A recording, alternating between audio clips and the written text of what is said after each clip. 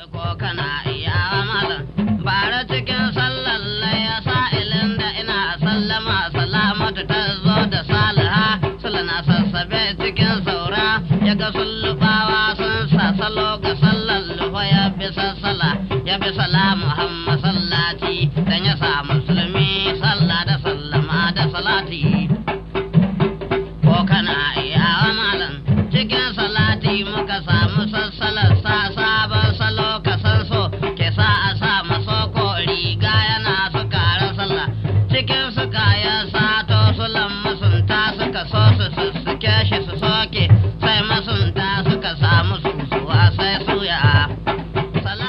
Masu saurare assalamu alaikum wa rahmatullah, barkanmu da warhaka, barkanmu da sake kasancewa da ku a cikin wannan shiri da muke yi na Hausa Ba Dabo Ba. Kamar kullum shirin Hausa Ba Dabo Ba shiri ne da kan taɓo abubuwa da dama, kama daga hikimar da Allah ya baiwa Malam Bahaushe da abubuwa daban-daban na tsari na rayuwar Bahaushe da adabi na Malam Bahaushe. A wannan makon za mu mayar da hankali ne akan ma'anar adabi da kuma kashe-kashen adabi. A tare da ni akwai abokin aiki wato Zubairu Ahmad Kasarawa wanda zai yi muna fashin baki a cikin shirin, da kuma abokin aikin guda wanda shine mai gabatarwa a wannan lokaci Abdulrahman Ahmad Dambuwa. Ko kana iya malam bara cikin sallar ya sa'ilin da ina sallama salamatu ta zo da salaha sulana sassabe cikin saura ya ga sullubawa sun sa salo ga sallar lufa ya bi sassala ya bi salamu hamma sallati dan ya sa musulmi sallah da sallama da salati ko kana iya malam cikin salati muka samu sassalar sabon salo kasan so ke sa a sa maso ko riga yana su kara sallah cikin su kayan sato su masunta suka so su sussuke shi su soke sai masunta suka samu susuwa sai suya. Salamatu. Hakika Malam Zubairu, kamar in baka mance ba, a shirin da ya gabata mun ɗauko magana game da, ko kuma in ce mun yi magana akan abin da ya shahi tatsuniya ko kuma gatana, wanda har muka yi magana akan abin da ya shafi adabi. Na ganin katuna adabin nan lokaci sai ya takaitu gare mu, wanda ba mu samu sarari da damar yin magana akan adabi ba in baka mance ba, har muka ce idan muka sake zuwa a shiri na gaba to za mu ci gaba mu dora akan ma shin menene adabi, sannan Bahaushe ne kawai ke da adabi a duniya ko ko akwai yarukan da suke da adabi. Mu fara da ta farko. To, masu saurare assalamu alaikum. Babu shakka wancan lokacin mun so mai magana cikakkiya game da ma'anar kalmar adabi, so kamar yadda ka faɗa dai lokaci sai ya zamana bai wadatar ba. Ita kanta kalmar adabi Bahaushe ya aro ta daga harshen Larabci mai ma'anar adab, wato halin kwarai ko kuma ladabi ko kuma duk wani abu dai mai kyau. A wurin Balarabi shine ma'anar adabi. So amma a harshen Hausa ita wannan kalma ta adabi tana da ma'anoni da dama, kuma a cikin harshe take. Ba Bahaushe ne kadai wanda ke da adabi ba, kusan dukkanin wata al'umma ta duniya tana da adabi, domin adabi ya kumshi rayuwar ɗan adam ɗungurungum daga haihuwa ya zuwa mutuwa. Adabi an karkasa shi kashi-kashi. Akwai adabin baka, sannan kuma akwai adabin ka, baya ga haka kuma sai rubutaccen adabi. Wato adabin baka yanzu nan budewar shiri ka saka mana waƙar Sani Sabulu Kanoma. Wato ya kumshi salailai wanda ake samu a cikin bakin ɗan adam, wanda ya kumshi karin magana da kirari da habaici da zaurance da sauran salailai waɗanda dukkanin ɗan adam na duniya yana amfani da su. Amma dai kacokan yanzu za mu dawo ne a Bahaushe, saboda shirin namu ya shafi Hausawa. A harshe wato wanda ɗan adam kan yi amfani da shi a wajen isar da saƙo. Ana amfani da harshe ta hanyoyi daban-daban. Abin da ya bambanta ɗan adam da dabbobi shine furuci na baki. Dabbobi suna da hanyar da suke sadarwa, ko dai ta kuka ko ta motsi na jiki ko kuma wasu alamomi waɗanda suke amfani da su, kamar karnuka da kyanwa da tsuntsaye. Shi kuma ɗan adam baya ga waɗannan sautukan yana amfani da bakinsa, harshe da haƙori ya isar da saƙo. Wato a cikin harshen ɗan adam akan samu adabi. Shi adabin baka da yadda muka faɗi shine ɗan adam zai yi amfani da hikimar da yake da ita ya yi da saƙo ko dai waƙa, domin waƙa dama akan yi amfani ne da sauti a rubuta haruffa masu ma'ana za su iya da saƙo a hikimance, wanda yake ana amfani da salo ba tare da an fito da ma'ana zahiri ba. Baya ga haka akwai tatsuniya ko kuma gatana a sakkwatanci, ita ma tana daga cikin adabin baka. Akwai kirari wanda ana samun 'yan kokawa da 'yan tauri da sauran masu wasannin gargajiya, har ma sharu da sauran mawaka suna yin kirari a kambama mutum, a faɗi ɗabi'arsa, a kwarzanta shi, a nuna cewa shi wani ne wanda har yana iya ba abokin adawarsa ko kuma abokin karawarsa tsoro ta hanyar kirari. Baya gare shi akwai zaurance, wanda Bahaushe yana amfani da zaurance, wato kalmomi ne zai mayar da gaba da baya ya rikirkita mai saurari, amma saƙo ne da yake faɗa a cikin hikima har ma ya burge mai saurari. So wannan yana daga cikin adabin baka. Bayan wannan kashin kuma akwai adabin ka.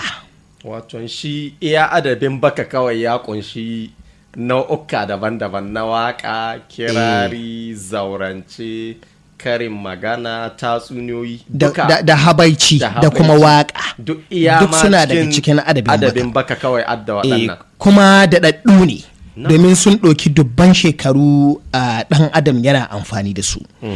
Sai adabin ka, wato wani abu ne da malam Bahaushe ya gada daga kaka da kakanni, amma sai ya taskace shi a cikin kwakwalwa. Yanzu alal misali, duk da mun faɗi cewa shi adabin baka har tatsuniya tana shiga ciki, amma dai ɗungurungun tarihi da tatsuniya da tarihihi suna daga cikin adabin ka, domin labari ne wani ya ji ko kuma ka ji, sai ka haddace shi, ka taskace shi, ka aje a cikin kanka domin ka isar da saƙon ga wasu. Bari in baka misali.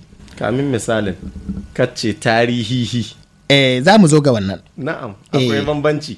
Mun yi magana ne akan tatsuniya, kuma mun ba da misalsalanta cewa ita labari ne a shirinmu na baya. Na gode da wannan gyara. Mun yi magana akan tatsuniya cewa labari ne gajere wanda yana da siffofi, kamar wajen maimaitawa da kuma yadda ake budewa da rufewa da kuma lokutan da ake yin shi da kuma suwa suka fi yin sa. Mun yi magana akan wannan. To yana daga cikin adabin ka. Sai tarihi ya kunshi bayani ne ko kuma mu kira shi labari ne wanda akwai yaƙinin cewa ya auku, amma ya keɓantu ne ko dai daga dauloli ko kuma al'umma ko masarauta wadda ita ma tana da alaƙa da daula, ko kuma annabawa ko wasu waliyai.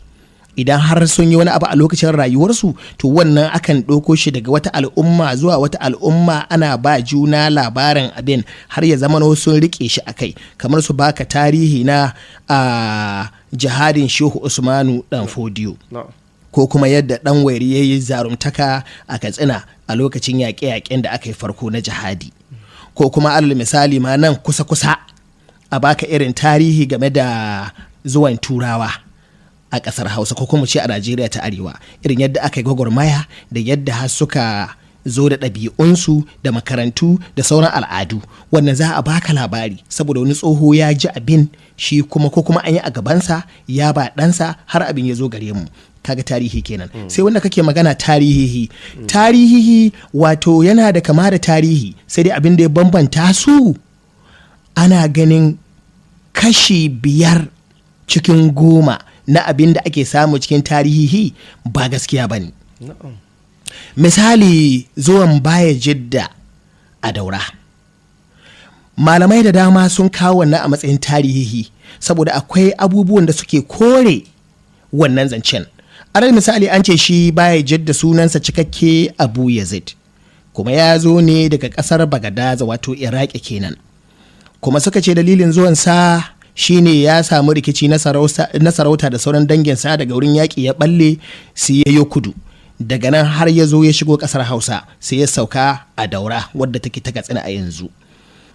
A tsarin Bahaushe, kamar yadda masana irin su Profesa Aliyu Muhammad Bunza da Ibrahim Malumfashi da sauran masana Hausa sun kawo cewa akwai tasgaro, domin Bahaushe an san shi da ladabi da biyayya, bai cika fanɗari wa mahaifa ba.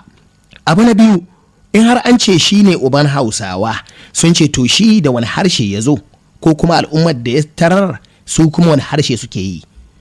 Kaga wannan shi ma wani abu ne na alamar tambaya. Baya ga haka kuma an ce ya kashe wata macijiya.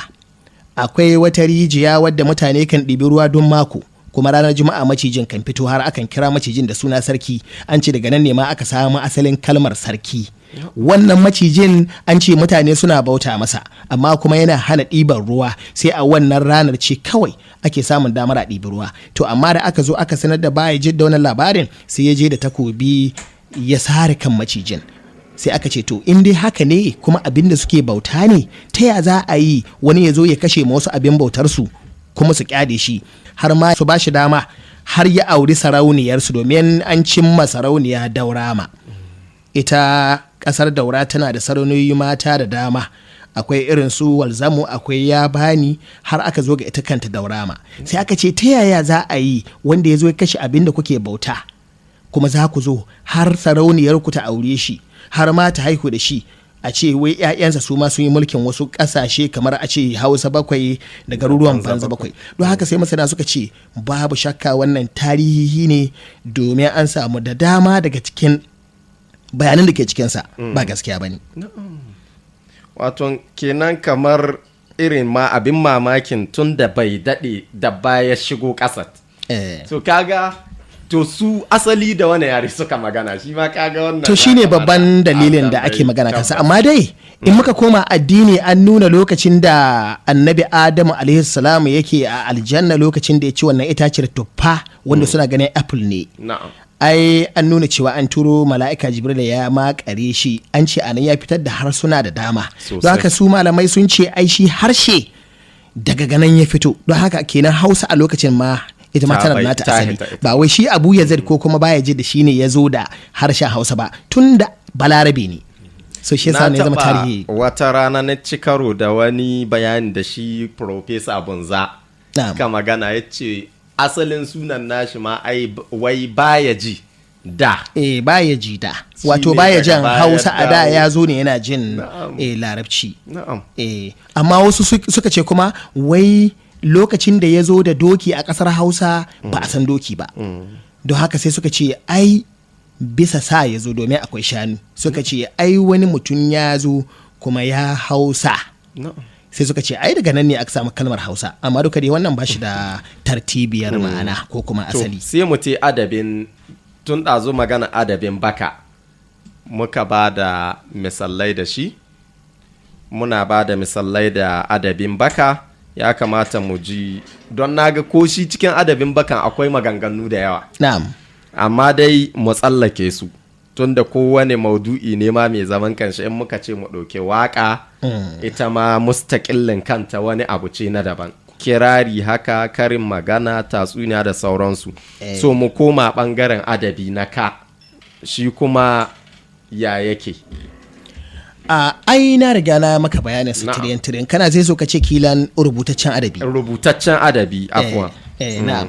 So rubutaccen adabi wato a ƙasar Hausa ya daɗi. Kamar yadda muka fara a farko, ka tambayi shin wai Bahaushe ne kawai ke da adabi. Na ce maka kusan duniya kusan kowa na da adabi. Bari dan baka misalsalai.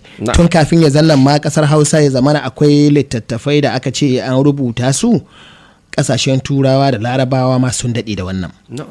Bari in baka misali, akwai wani fitaccen littafi da ake kira Aesop Fables, wato tatsuniyoyi ne wani da ake kira Aesop, wanda shi ma ɗan ƙasar Rasha ne, ya wallafa tatsuniyoyi da yawa. Baya gare shi kuma akwai Grimm's Brothers Fairy Tales, wato tatsuniyoyin 'yan uwa Grimm's, wanda ana ganin ma fitaccen marubucin nan marigayi da ta Alhaji Abubakar Imam ya aro labaru da dama ya baddala su ya mai da su cikin Hausa. Kamar shi cikin labarin akwai Hans and Gretels. Shi Hans and Gretels an aro shi daga cikin littafin Green Brothers Fairy Tales. Abubakar Imam ya amfani da labarin ya bashi suna Kalala da Kalalatu. Labarin Kalala da Kalalatu a cikin littafin Magana Jari ce ta biyu. Baya ga haka ma akwai William Shakespeare, wanda masani adabi ne na kasar Birtaniya, wanda yanzu haka ya mutu kusan shekaru 500 da suka gabata, domin ina ji an haife shi a 1609. So William Shakespeare akwai littafin da rubuta mai suna Merchant of Venice, wato labari ne na dan kasuwa a kasar Venice. Venice wani birni ne da ke cikin kasar Italiya ta yanzu.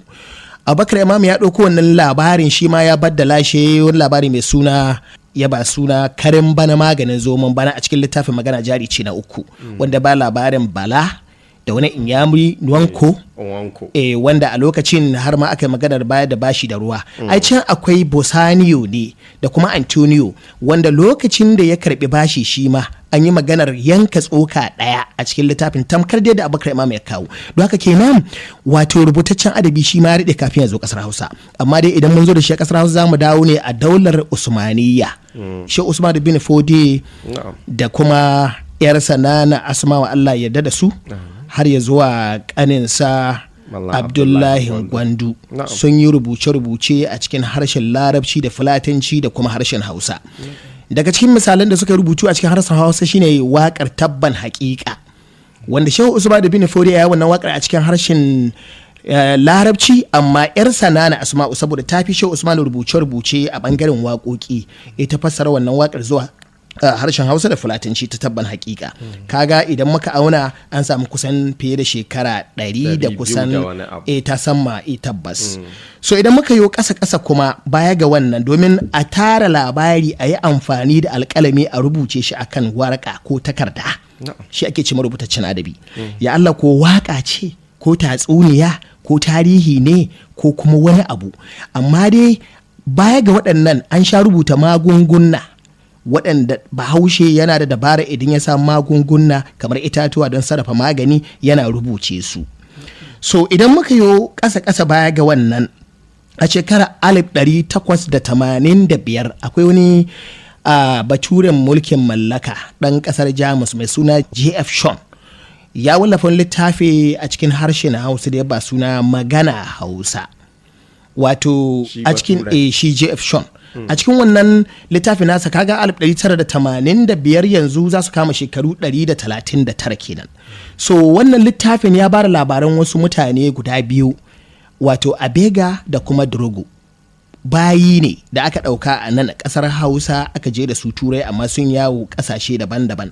So daga baya sai ya zauna da su shi J.F. Schon ɗin ya ringa tambayar su labarai, suna gaya masa tarihin rayuwarsu da abin da ya sa har suka shiga cikin bauta har suka zo a cikin yanda suke, kuma daga baya dai ya yanta su bayan ya koma Jamus da su.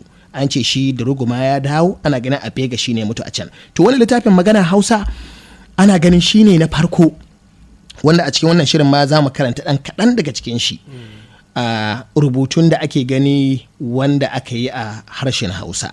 Baya gare shi a shekarar 1924 an samu wani baturen mulkin mallaka mai suna Frank Edgar, wanda ya fara wallafa littafin Dare 1001. Wato shi littafin Dare 1001 yana da dogon tarihi, fassara ce. Domin an ce yana da asali daga harsunan Sanskrit da harsunan Mandarin na China da kuma wasu harsuna na Hindu na India, sannan yana da tsatso da harshen Larabci. Ko shi na Alfu Laila wa Laila. Shi ne Alfu Laila wa Laila, don haka an fassara shi cikin harsuna da dama na duniya. Akwai 1886 akwai wani bature da ake kira Halliburton, shi ya rubuta shi a cikin Turanci. Amma dai a Hausa shi Frank Edgar a shekarar 1924, kimanin shekaru 90 cif kenan yanzu, shi ya fara fassara Dare 1001 cikin Hausa. Kafin daga bisani aka samu wani Liman Muhammad ya yi wannan aikin, shi ma ya yi na 3 zuwa na 4 na 5. Amma daga baya-bayan nan an samu marubuta waɗanda suke fitattu ne, farfesoshi, wato Farfesa Ibrahim Malumfashi da kuma Dr. Bukar Mada sun sun yi fassara ko kuma in ce sun inganta Hausar, domin Hausa da ke cikin dare dubu da wancan lokaci tana da matukar wuyar karatu ga Hausawanmu. So kuma sun cire wasu kalamai da basu kamata ba, akan samu kalamai waɗanda suke irin na batsa ne, waɗanda saboda shiga al'adu da harsuna na duniya daban-daban da yayi an bar su. To da shi Frank Edgar ya zo saboda kasancewarsa Bature a wurin al'ada su ba matsala bane wannan, sai ya bar su, amma su sun ciccire su kuma sun sauƙaƙa Hausar. Yanzu haka sun yi su mujalladai daban-daban. So idan muka yi ƙasa-ƙasa kuma daga cikin littafai waɗanda za mu ce an rubuta, akwai gasa da aka samu 1930 waɗanda ofishin fassara da turanci ana kiran shi Translation Bureau, lokacin turawan mulkin mallaka aka kafa wannan ofishin a Zaria, wanda daga baya shine ya koma NNPC, ma'ana Northern Nigerian Publishing Company, wato kamfanin ɗab'i ko kuma wallafa na Najeriya ta Arewa. A wannan shekara an fito da gasa ta rubutun ƙagaggun labarai. An fito da mutane waɗanda suke da sha'awa a lokacin, har ma aka samar da wasu littattafai waɗanda sun yi suna, wanda daga wannan lokacin har yanzu ma ana nazarin su. Daga cikin marubutan akwai shi Dr. Alhaji Abubakar Imam, mai magana jari ce, ya wallafa littafin Ruwan Bagaja.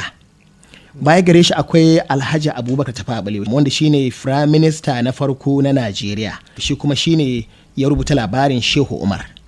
Baya gare shi akwai Alhaji Bello Kagara, shi Bello Kagara wane ga Alhaji Abubakar Imam, uwarsu ɗai ubansu ɗaya. Shi kuma shine ya wallafa wani littafi mai hikima wanda ke kumshe da ɗaruruwan karin maganganu, wanda ya ba littafin suna Gandoki. Gandoki. Har zuwa su James Tafida wanda Zaria, wanda shi kuma ya rubuta littafin Jiki Magayi. Waɗannan littattafai sun fito a tsakanin shekarar 1933, har ma shi kansa Alhaji Abubakar Imam ya samu nasara da littafin sana Ruwan Bagaja. To kamin mu dora, kamata yi mate mu ma mu dan sha wasu ruwan kafin mu ji na Ruwan Bagaja din nan, ina ganin. Ko kana iya malam bara cikin sallar ya sa'ilin da ina sallama salamatu ta zo da Saliha, sulana sassabe cikin saura ya ga sullubawa sun sa salo ga sallar lufa ya bi sassala ya bi salamu Muhammad sallati dan ya sa musulmi sallah da sallama da salati. Ko kana iya malam cikin salati muka samu sassalar sa sabon salo ka san so ke sa a sa maso ko riga yana su karan sallah cikin su kayan sato sulan masunta suka so su sussuke shi su soke sai masunta suka samu susuwa sai suya. Masu saurare, shirin Hausa Ba Dabo Ba kuke saurare daga nan ɗakinmu na watsa shirye-shirye na Royal FM, mai watsa shirye-shiryenta akan megahertz 101.5, hannu riga da gwiwa locus da ke kan titin Kaduna a birnin Sokoto. Muna magana akan adabi da tarihin adabi tare da shi ɗan uwa kuma abokin aiki, waton Malam Zubairu Ahmad Kasarawa. Masu saurare sun ji bayanan da ka ɗauko tiryan-tiryan game da abin da ya shafi shi kan shi adabin nan da kuma tarihin Malam Bahaushe a takaice, kamar yadda ka ɗauko tun daga Bayajida har aka zo abin da ya shafi adabi na naka na baka da sauransu. Amma duk da haka zan so in ɗan ƙara jiha ma wata tambaya. Mai saurare zai so sanin shin a ƙasar Hausa wane rukuni na adabi aka fara amfani da shi, idan har kila za a iya samun sanin haka. To, wannan ba ma ƙasar Hausa ba. Adabin da ya fara zuwa ga ɗan adam shine adabin ka, domin adabin baka ya ƙumshi kamar yadda muka bayani farko cewa hanya ce da ɗan adam kan yi da saƙonsa a cikin azanci, ko dai waƙa ko wasu karin maganganu ko zaurance ko dai duk wani abu wanda zai iya nishaɗantarwa.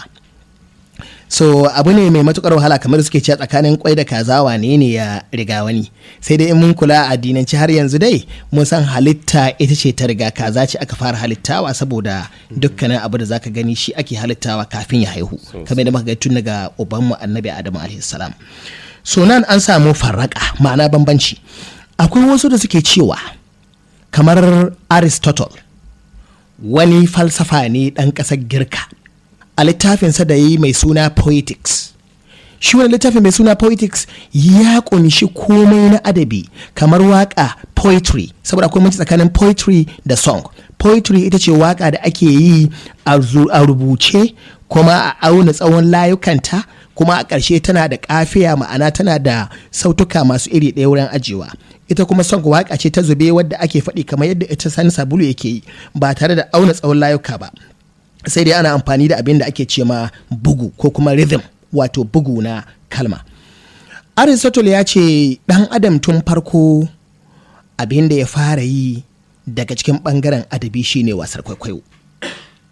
Wato kaga kenan a nasa ra'ayi yana ganin mutane sun zo kamar ba su magana tamkar yadda dabbobi suke, sai dai su yi nuni ko kuma su ba da misali.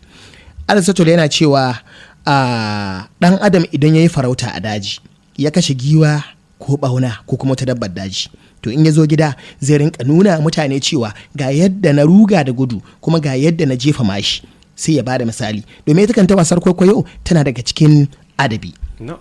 Saboda ana amfani da abubuwa biyu a wurin wasar kwaikwayo, ko dai a yi amfani da jiki don nuna abu ko kuma a yi amfani da baki don faɗin abu. Shi sa shi Aristotle kirata drama is an imitation of an action of a great personages. Wato ita wasar kwaikwayo duk da na yi turanci, ita wasar kwaikwayo wata hanya ce ta kwaikwayon wasu mutane da suka yi fice don ka nuna ma wasu mutane abin da suka yi, kaga don su ɗauki darasi. So a nan in muka da a ƙasar Hausa muna iya cewa wato abin da ya shafi adabin ka shine wanda Bahaushe ya fara amfani da shi, domin kaga a nan ne zai samu labarin abu har ya zo ya faɗa ma wani, shi kuma daga nan ne zuwa har ya koyi wasu dabarbaru. Domin in ka kula waƙa da habaici da zaurance koyon su ake yi, amma ba da labarin ga yadda aka yi abu ba koyon su ake yi ba. Domin in ka ga abu kai tsaye ka koma gida kana iya faɗi, amma dai waƙa zaka ga in ka kula da irin su Kurna Kwairo, ai Sani Musa ɗan Kwairo ya zauna da shi har ya samu hikimar waƙa. In ka kula da Aliyu ɗan Dau ɗansa Sani ya zauna da shi har ya samu hikima ya koyi waƙa. Don kaga ita waƙa tana daga cikin adabin baka. Don haka adabin ka masana suna ganin shi ne wanda ya fara zuwa kafin a samu adabin baka ya biyo baya. To, can cikin maganar da mun kai na rubutaccen adabi, wanda kuma haka ce an taskace labarai da sauran abubuwa na tarihi da tarihihi na ɗan adam daban-daban. Ba mu ɗan ƙara ba mu misali, sannan in akwai wani ɗan ƙarin bayan da za ka yi muna akan yadda rubutaccen adabi ya samu asalin a nan tamu ƙasar, ko kuma a cikin Bahaushe. Wato ya zama dai kamar maimaici abin da Bahaushe ke ce malugude. Wato akwai waɗanda suna buƙatar irin wannan abin sosai. Akwai ma wani abin da na ɗan manta wanda na ce inda hadi zan ba da misalin yadda shi bature J.F. Sean ya rubuta littafin magana Hausa, maimakon ya ce maganar Hausa. Na'am, sai ce magana Hausa. Ai a farko zahiri take na baka cewa Shehu Usman bin Fodi suna daga cikin wanda suka fara rubutu, amma irsa nana Asma'u Allah shaida da su gaba daya ita ma ta yi fassara. Amma a karni na 14 zuwa karni na 15 an samu marubuta ko kuma mawakan farko da suka fara amfani da ajami, domin ko shi kansa Shehu Usman bin Fodi sun yi amfani da ajami. In ka kula nan jiya da na yi bayani su Abubakar Imam da sauran na marubuta sun fara amfani ne da rubutu na Rumawa, wani muke ce marubutun boko. So ka kuwa ga rubutun ajami ya riga shi, domin ko da musulunci ko da turawa suka zo musulunci ya riga. Musulunci ya riga, saboda larabawa da suke cinikin bayi da kuma gishiri daga hamada su shigo irin su Borno har zuwa Kano da sauran wasu kasashen kasar Hausa su suka fara zuwa da addinin musulunci. Amma a karni na 14 an samu wasu fitattun mutane kamar Muhammad al-Barnawi da al-Sabbaga da kuma Abdullahi Sika, har ma aka ce akwai Sheikh Jibril ibn Umar, waɗanda sun fara rubutu ne da ajami kuma sun yi rubuta waƙoƙi na addini daban-daban. So kaga daga baya kuma bayan shi zuwa Shehu Usman ibn Fodi ai ya tarar da addinin musulunci. kaga shi jaddadawa ne ya yi gyare-gyare daga cikin inda aka samu sarakuna sun karkace suna tsawwala haraji ga mutane kuma ana addini amma kuma ana shirka aka kace. Amma yanzu ai kila babu adabi ko? Adabi har yanzu adabi kusan shine rayuwar dan adam gaba daya. Ban gane. Farko na ce adabi shine wato daga haihuwar mutum ya zuwa mutuwarsa. Abin da yake mutanenmu suke da matsala da shi yanzu ko in ce ɗalibanmu shine karancin karatu. Kaga samun taskace adabi wato rubutaccen adabi da aka yi ya sauƙaƙa abubuwa da dama ta yadda mutane za su iya karantawa in har ba su da waɗanda za su ba su labari. Saboda an mai da hankali akan ƙwallon kafa da kallon akwatunan talabijin. Kuma abin ma ban haushi duka mahi yawan matasan namu yanzu ba kowa ka son a ce ya yi karatu na Hausa ba don ganin suka yi ba wani abin gaba. Ban san ko me za ka ce game da babu shakka kafin wannan wato akwai wasu da suka wallafa wani littafi ban sani ba ko ka san shi mai suna Hausa Customs. Wato al'adun Hausawa. Tabbas. Wannan Hausa Customs in ka kula shi kansa ba komai magana ba in ba adabi ba. Ai ina ma son wata rana mu bibiyi abubuwan da shi mai wannan littafin ya yi. Wata ran kila za mu ringa ɗauko waɗannan al'adun ɗaya bayan ɗaya ana wa al'umma bayanin yadda al'adar malam Bahaushe. Da amma da littafin daga haihuwa zuwa mutuwa ne. Domin ya fara da wato daga haihuwa suna yadda ake raɗin suna da al'adun Bahaushe har ya zo ga abincin Bahaushe har yadda gidaje suke da kuma sutura da sauran dukkanin ɗabi'u da wasanni irin da kuma gasa irin su kokawa irin su dambe irin su sharu dukkanin su wani littafin ya kumshe su. Abin da nake so nan in yi bayani shine ga kaɗan daga cikin wato littafin magana Hausa. Magana Hausa. Wanda shi J.F. Sean ya rubuta wanda muna ganin rubutu dai a cikin harshen Hausa a ɗan bincike da aka yi.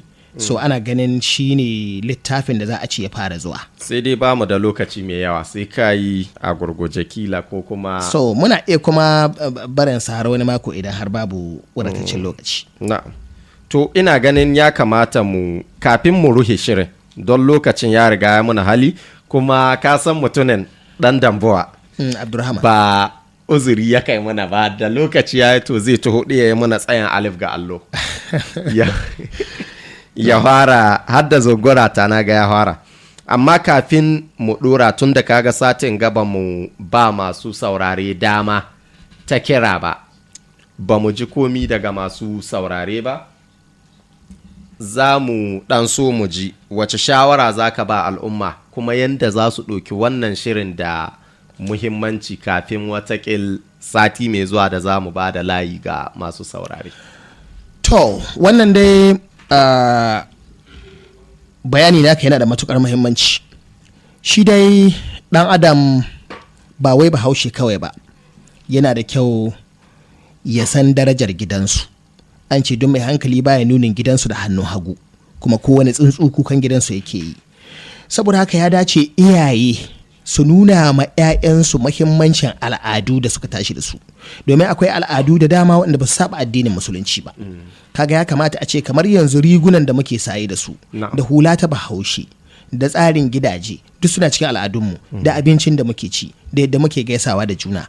So Bahaushe na da kyakkyawar tarbiyya da kyakkyawar al'ada ta yadda har masana da ke tambayi waye Bahaushe suka ce Bahaushe shine wanda ke magana da harshen Hausa, sannan kuma suturarsa da abincinsa na Hausawa ne, sa'annan kuma a same shi mai bin addinin musulunci. Duk da wasu suna ganin cewa saka addini a ciki baya zama dalili, amma dai addinin musulunci ya yi tasiri sosai a cikin rayuwar Bahaushe. Akan haka kaga ya kamata su ja hankalin 'ya'yansu a maimakon wasu abubuwan da Yahudawa ko Turawan yamma suka zo mana nasu al'adu mu kauce musu. Saboda haka mu nazarci al'adunmu da kyau, mu kuma san harshenmu da kyau ta yadda za mu san waye mu, domin sai ka san wane ne kai sannan za ka san inda ka nufa. Amma idan ka saki al'adarka zai zama rabi-rabi, baka zama cikakken Bahaushe ba. Sannan muna sanar da masu saurare ko kohar a buɗe take ga duk wanda ke iya ɗaukar nauyin wannan shirin saboda mu ƙara farfaɗo da al'adunmu na Hausa. Duka-duka a nan za mu kawo ƙarshe ko kuma in ce muka kawo ƙarshen wannan shirin na Hausa Ba Dabo Ba a wannan makon. Da fatar Allah ya kai mu mako mai zuwa, shi kuma mai saurare Allah ya sa